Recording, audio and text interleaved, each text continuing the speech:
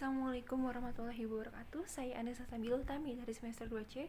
Di sini saya akan mereview lanjutan pada pertemuan ketiga materi hukum pidana oleh dosen Profesor Dr. Haja Hendy Nureni SAMH bersama dengan asisten dosennya Dr. M. Rendi Aridayadi SAMH.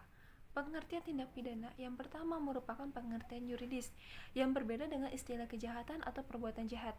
Yang kedua dilihat dari isinya yang terdiri dari yang pertama perbuatan pidana atau criminal act, yang kedua pertanggungjawaban pidana atau criminal responsibility atau criminal liability. Terdapat pandangan yang memisahkan antara pengertian perbuatan pidana dan pertanggungjawaban pidana atau dualistis, pandangan yang menyatukan pengertian pidana dan pertanggungjawaban pidana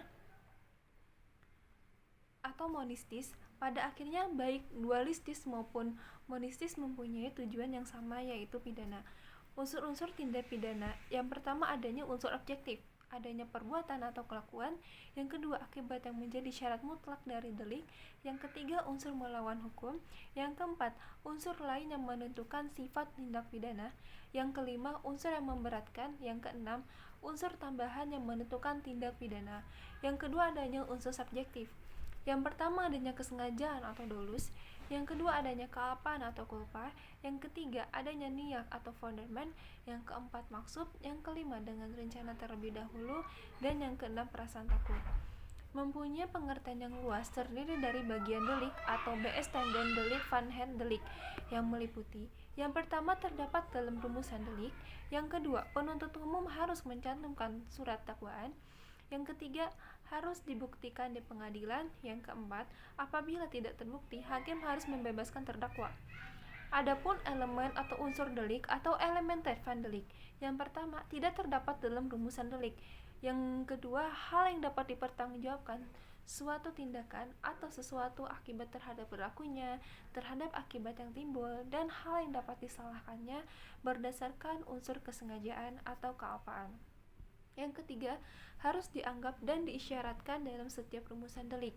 Yang keempat, penuntut umum tidak perlu mencantumkan dalam surat dakwaan. Yang kelima, apabila hakim merasa ragu, maka harus melepaskan tertuduh dari segala tuntutan hukum.